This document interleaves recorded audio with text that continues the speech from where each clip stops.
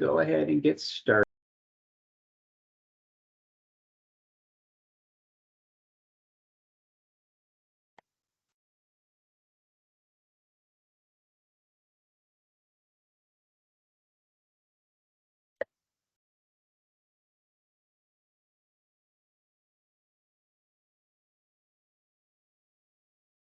All right, I think we have everybody in now who is coming in. So if I pause just for a few seconds, I get a notification that someone is waiting in the lobby, so I will let them in as we come in. So good morning.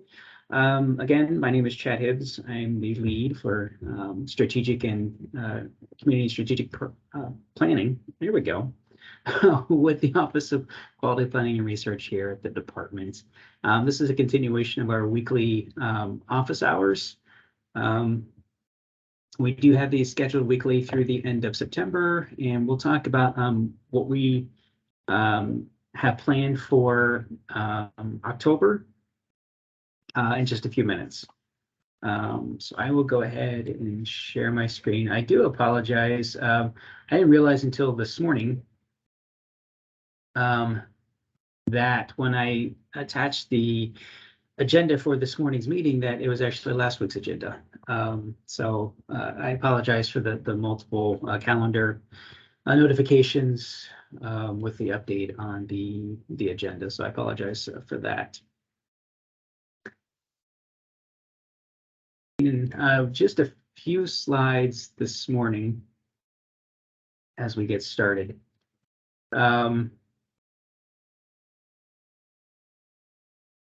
We're continuing with the same format. We'll give you some general updates. We'll open up for any questions. We do have some topic-specific information, again, to share this morning, and then we'll open it up for any general questions at the end. Again, these office hours, this morning's session will go until noon. I do not plan on sharing information until noon. But I think we should maybe have like 30, 35 minutes for this presentation. And then I will open up the last 25 minutes for questions. And as always, if you don't feel comfortable asking questions in front of the group, link open and I will be here until noon. And then we can go from there. All right, so some general updates for this morning. The crisis service resources, the actual link to complete the survey, oops, I didn't change that, was sent yesterday. Yesterday, 13th. So that was sent actually to the executive director of each of the boards.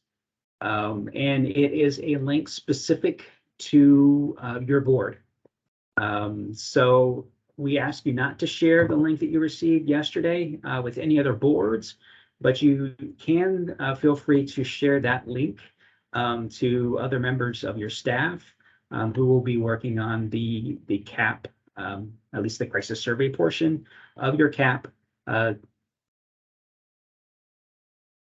without disrupting the survey any. So we just ask you not to share it with other boards, but you can share it with your staff as that link is specific to you.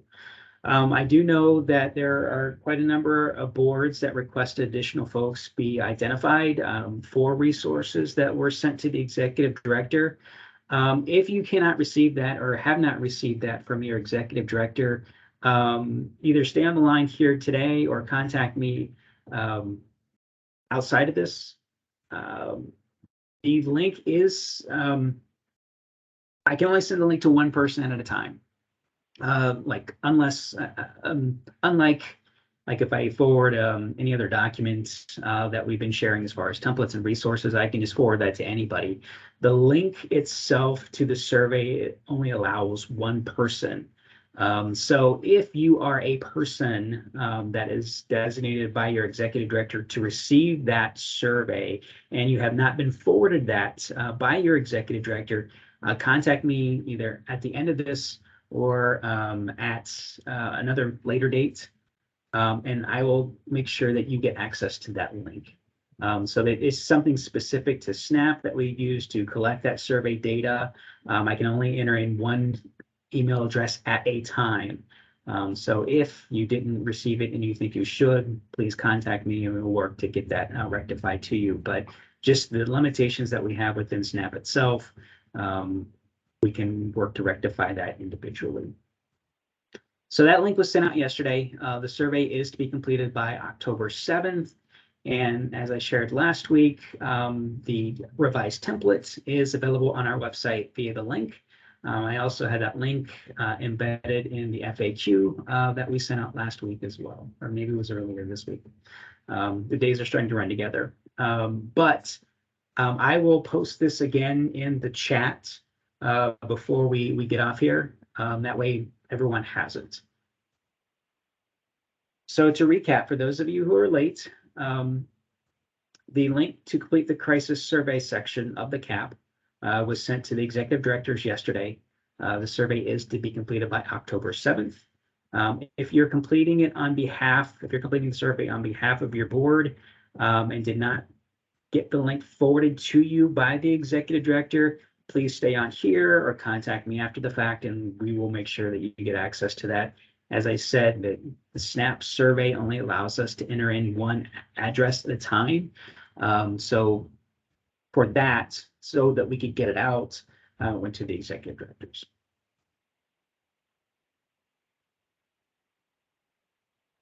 Okay. As I talked about, all the revised templates have been posted online. There are some additional resources that will be available soon that we are working on. At a previous, I think not the last, but the one before office hours, there was a recommendation or at least a suggestion that the primary diagnosis data that was included in the county profiles, that was not age specific. So that was, and included all age categories. So in the office hours, and I think some of the discussion after the formal presentation, a board requested whether they could receive that data for the 0 to 17 age group. Since youth is a primary population of a population of importance from the department for the CAP, one of those required populations, they asked if we can get the primary diagnosis data for the 0 to 17 age group. We had finished that. It's going under the final review. And let me see if I can at least show you what we're hoping to get you here very soon.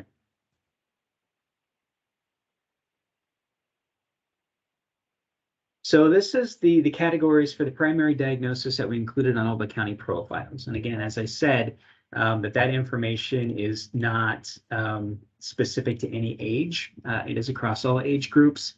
So here is the 0 to 17. So we developed it into a table. And once we get this vetted and make sure that all these numbers are correct, we'll send this out to you. We have this data included in the table for all 88 counties. A couple of caveats here. When we added this data to the county profile, we removed, where is it? Here we go. We removed the unknown. We just removed that out of the equation. So when we posted it for the counties, this was not included. There were only 58 of those, but it did affect the totals across the entire spectrum. So we kept the unknown in there. That just means that there wasn't a county designation when these records were sent in. So just be aware that that unknown was not included in the county profiles, but it is now, just to make sure that the data continues to be accurate. So we had the primary diagnosis data for 0 to 17 population. We felt that maybe all of you, this information would be beneficial to all of you. Instead of just sending it to the board that requested it, we compiled it for each of the counties. So we will be sending this out once we get the final review that this data is indeed correct. I'm hoping that I can get this out to you by no later than Friday. So there's that. Hopefully this will be useful. So to at least some of you. If not, you don't have to use it. Let's go back here. But we thought it was a good idea, and it was a good suggestion. So we're going to send that information to everyone. And I think, let me read the very first call that we did. There was a request for a CAP checklist. We're finalizing that, and hopefully that will be available on Friday as well.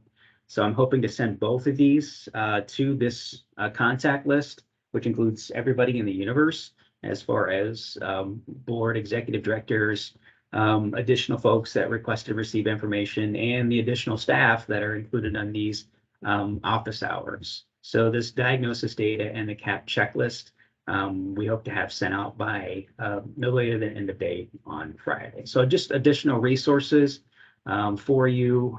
We think both of these were great requests. So hopefully these can be of use to you. If not, please feel free to use them at your discretion.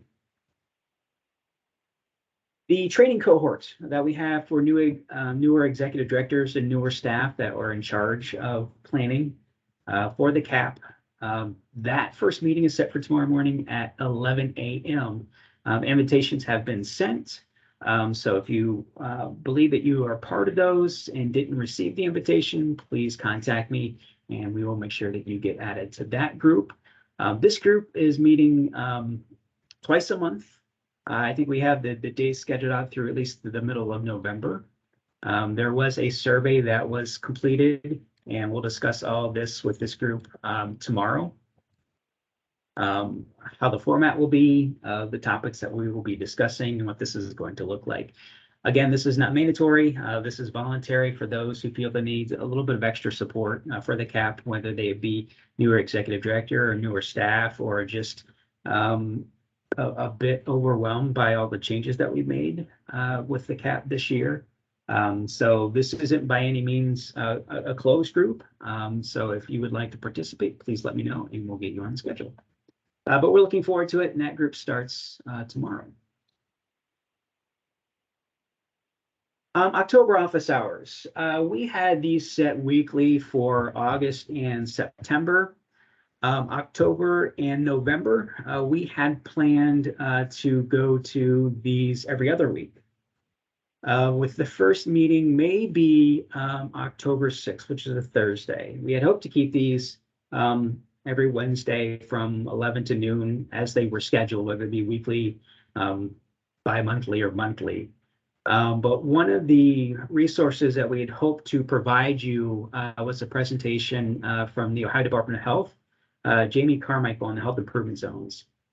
Jamie has a standing meeting every Wednesday as these are scheduled from 11 to noon. We're hoping that maybe she can take a break from one of those to join us here in October. But if not, we are looking at potentially the first meeting in October being Thursday, October 6th from 11 to noon. This isn't confirmed yet. We're working with her assistant to see if she can potentially miss one of those meetings. But we have a tentative hold on her calendar for October 6th. So if we do decide to move that date to from a Wednesday to a Thursday, that will be the only date that we foresee that to happen. So October 6th, Thursday, October 6th for the first one. And then the second meeting for October will be moved back to Wednesday on October 19th. So those are the tentative dates for October. We have about 34 of you in the meeting today. I will pitch this out to the group now, and then we will send out an email as well. Would you like to continue with these weekly? Do you want to move them to every other month as you are now kind of working in earnest and completing the crisis work, and then working on your assessment, and then overall into the plan? Any objections to moving to every 2 weeks starting in October, November, or would you like to continue to have these weekly? Any thoughts, immediate thoughts on either one of those options?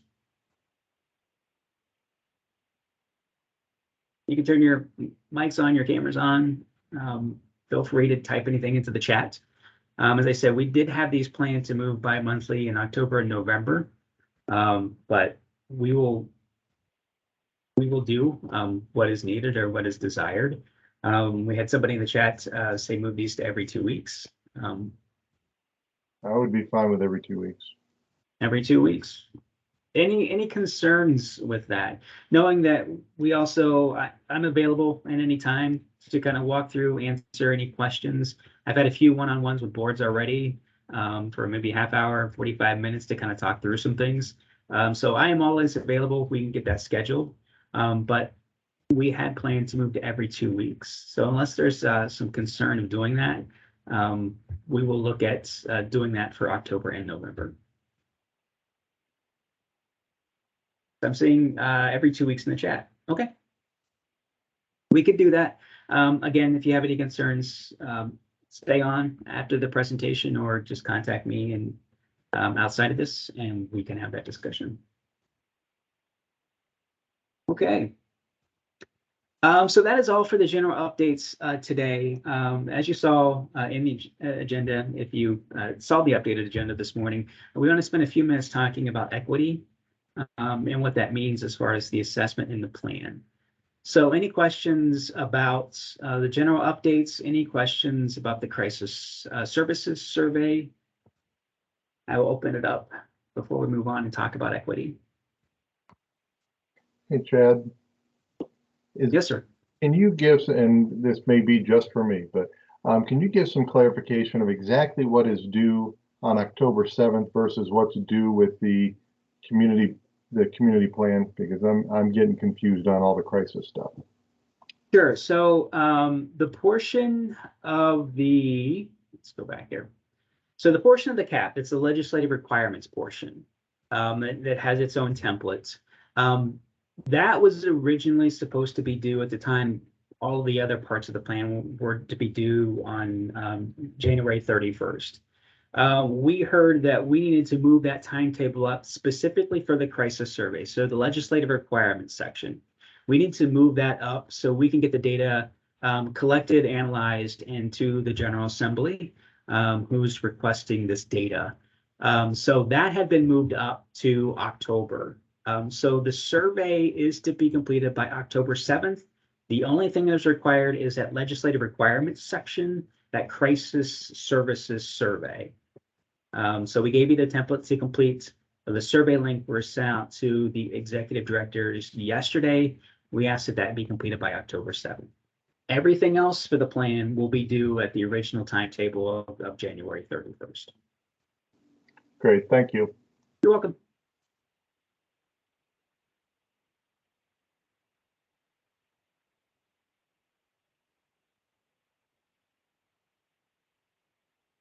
Any other questions before we move on?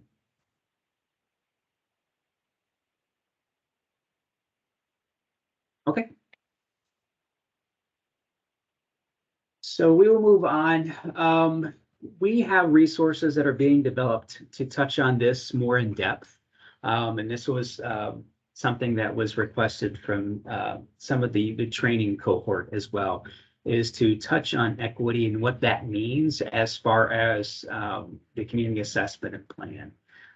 This was something that was really a priority that was coming from Director Chris, and felt that this is something that needed to be kind of infused within the community plan in every single aspect of the plan, through the assessment, through the creation, the identification of the strategies and the outcomes and the indicators, that this really needed to be kind of forefront in the work that the boards are doing to complete their plan. So as a recap for the equity portions, we're really looking at the boards reviewing their data that they're using for their assessments, to where they're identifying groups that are experiencing disparities, groups that are having challenges with mental health and addiction needs, and then also experiencing challenges with service gaps. So really what we want the boards to do is to identify any groups that are experiencing disparities, within the needs, service gaps, and access challenges on both the mental health and the SUD side. And this can be done in a variety of ways, in a variety of indicators. So as we talked about last week, in I think the partnerships conversation and the importance of collecting data from outside groups, your constituents, your stakeholders, family members, those who are receiving services, any of your provider partners, that what data are they showing that may point to some disparities or some special populations that are experiencing disparities, whether it be through needs gaps or access challenges. And we're also asking the boards to look at this also through the lens of the social determinants of health, by highlighting the extent to which community factors are driving mental health and addiction challenges in your board communities. So we're providing the opportunities for you to identify populations that are experiencing disparities in each of these areas of the assessment. And we're providing you the opportunity to provide some narrative around this issue as well. And also to consider the upstream drivers of inequities, whether it be poverty, stigma, racism, discrimination, violence, lack of access to transportation, housing. So we really wanted to take a look at another dimension when you're looking at your assessment to those that may be experiencing worse outcomes as far as mental health and SUD and access to treatment.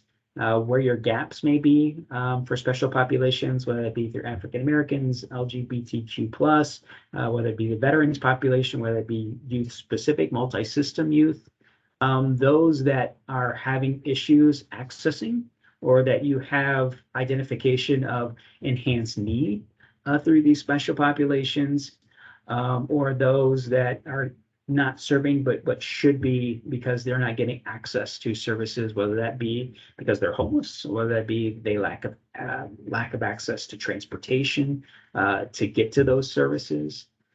So we really have the boards looking at equity in a lot of different ways within the assessment.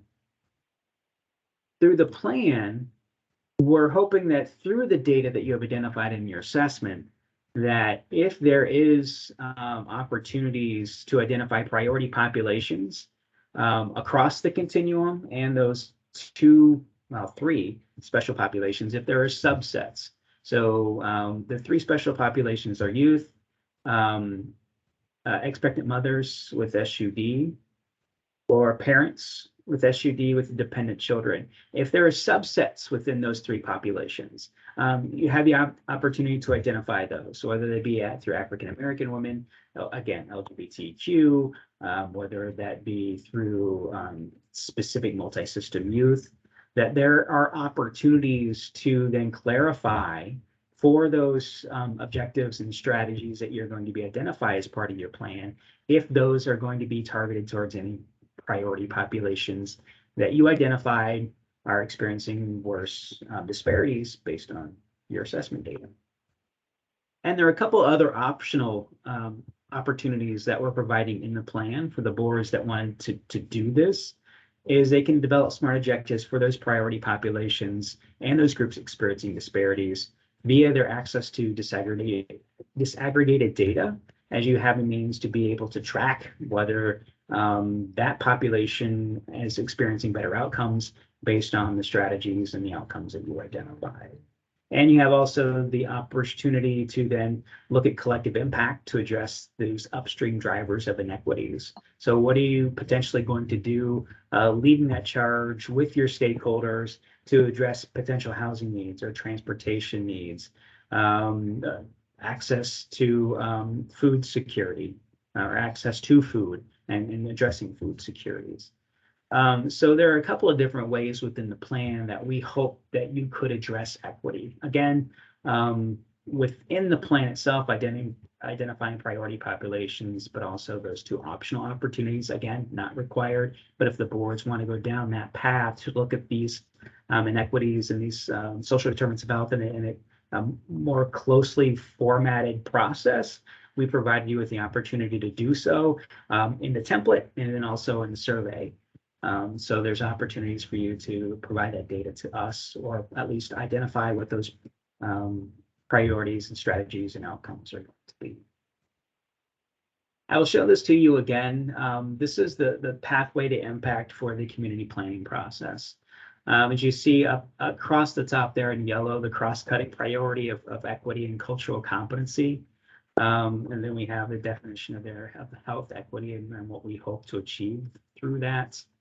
Again, these boxes at the bottom, the collective impact to address social determinants, and what are you going to do in partnerships with other systems to address some of these issues. And then also over here for the factors that drive outcomes, the social determinants of health, whether it be social and economic environment, the physical environment, and or health behaviors.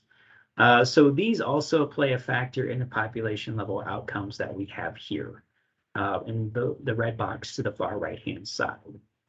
So all of these play into improving population level outcomes, whether that be addressing the continuum of care, whether that be looking at access and utilization, and also quality and service outcomes for prevention, treatment, and recovery.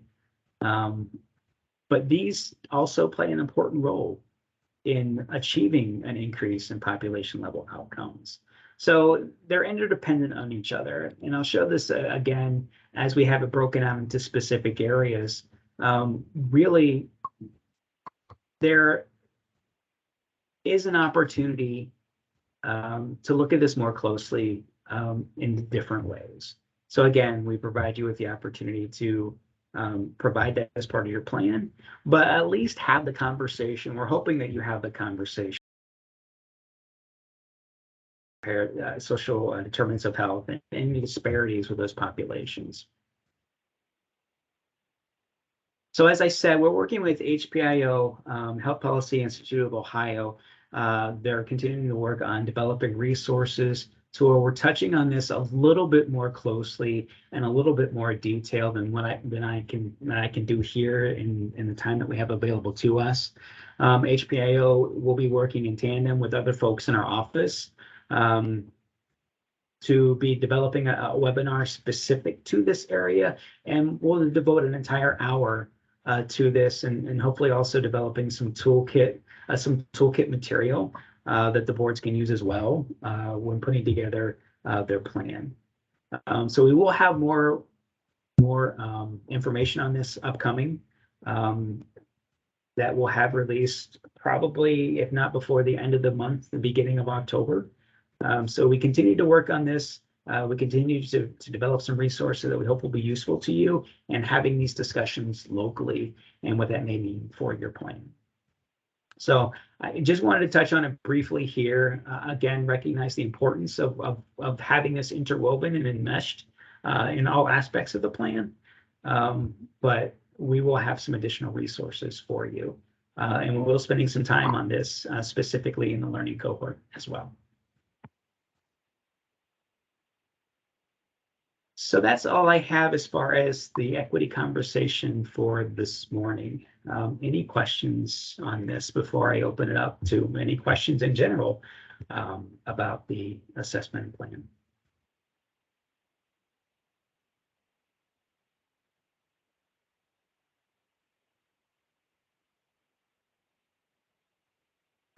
So there's something in the chat. Can we get a PDF copy of the Crisis Services Continuum report? Notice that there's no way to scroll through the document without filling it out. It would be helpful to review the document in its entirety to gather information needed prior to completing it. So are you, I'm thinking that you were asking about a copy of the questions that are in the survey itself. We do have templates, and I will, as I said, I will put it in the link here to you. So let me get to that information, and I'll post it in the link right now so you have access to that. Yeah, this is Alicia from Mercer Van Wert Paulding. I had posted that question, just wanting the questions ahead of time. I noticed it was 14 pages. We did a similar report last year, and I'm just wondering if we can pull some of that information That's why I was wanting the specific questions about what they're looking for, because we did a 45-page crisis continuum report last year. And we've used that data and can pull from that data. So I'm just that. Yes, so we discussed this in a previous office hour. I will bring it up. Stop sharing this and start sharing. So in the link, I just put the link to our website where that is housed. So that link will take you here on our community planning page. So there is assessment plan templates. So you can download the legislative requirements section, which is a template that includes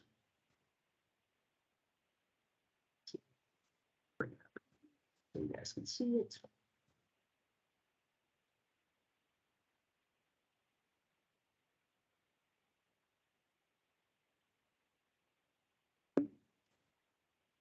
So here's a paper copy of the crisis survey. So these contain all of the questions that are included in the survey. They may look a little bit differently on this in this format than the survey, but each of these questions and the definitions that of the crisis services that we've identified are included in this template. Previously, when we sent out this template, we included the previously submitted data. So Alicia, I will get with you. I will send you what we sent out to the boards, so that way that you have access to that as well. But we sent the template. We sent the spreadsheet to complete question number 2. This doesn't translate well into SNAP, the survey tool that we're using to collect this data. So we put this into a spreadsheet for the boards to complete and send back to us. So we included this template, the spreadsheet to answer question 2, and the previous data that was submitted back in 2020, 2021. Some counties had that data updated in 2021. We sent that back to the counties as well. So at least you have some sort of report or idea on the previously submitted data. Again, the definitions may be a bit different from this version to the previous version that you submitted, but we included it here in the template, and we also included it on a tab on the spreadsheet for question number 2. So Alicia, I will make sure that you have that specifically for your board. And if you have any questions once you receive it, please feel free to contact me, and hopefully we can get those questions answered. I did find it and print it. Thank you very much. You're welcome. So another question, can you clarify, we are just completing this document and Excel documents were just for reference? No. So as we talked about, and we'll continue to talk about on the larger survey. So let me get access to it here. We ask you to identify or complete the crisis survey data collection via the link that we sent out yesterday.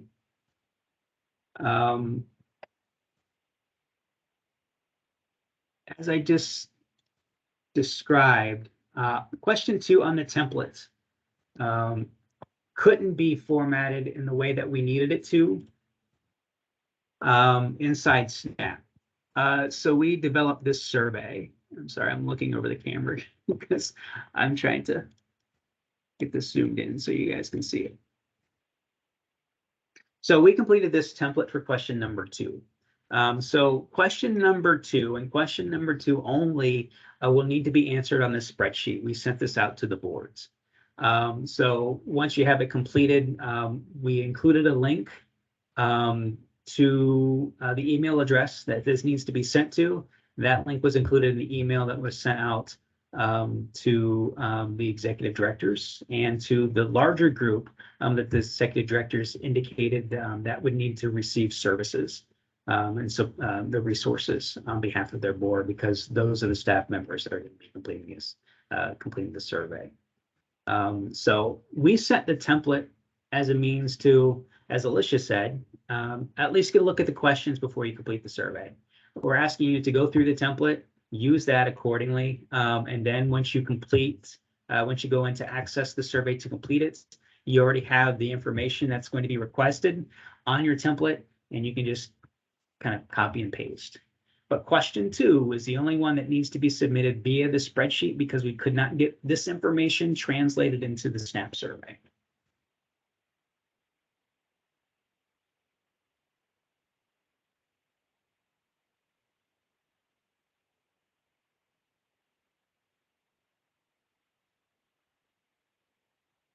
So did that answer your question? Or did I just confuse you more?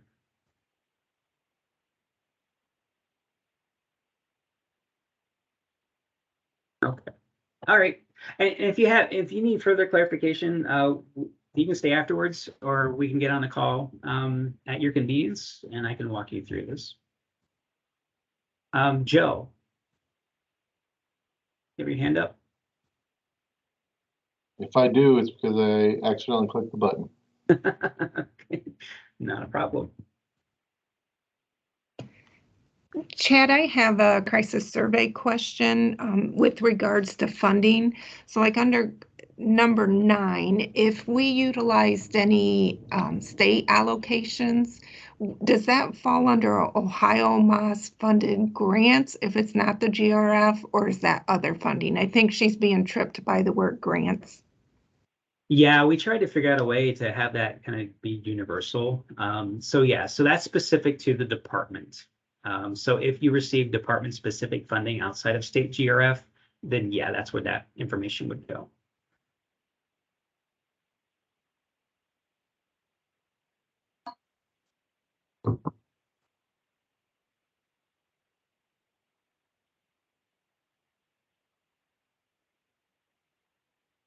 And I'll bring that up. So the question that she was just referring to was number 9.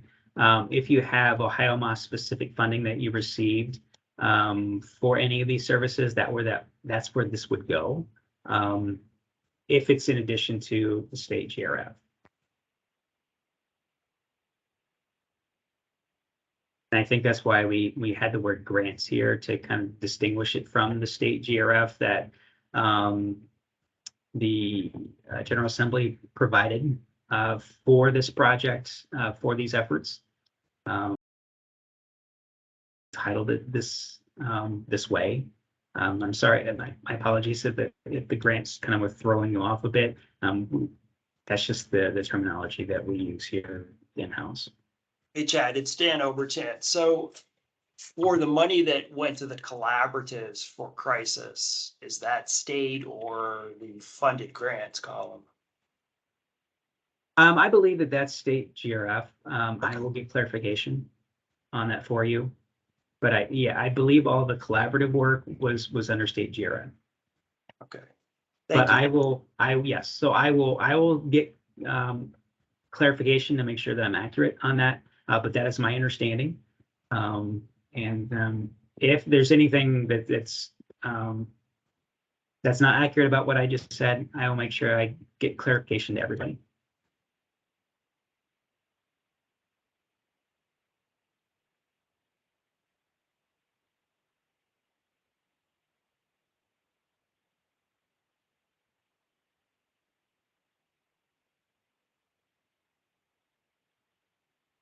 Any other questions?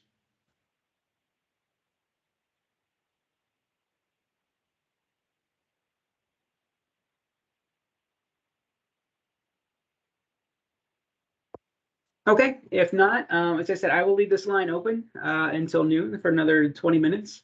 So if there are no other questions, I hope everyone has a great rest of your day, and we will see you next week. Thank you.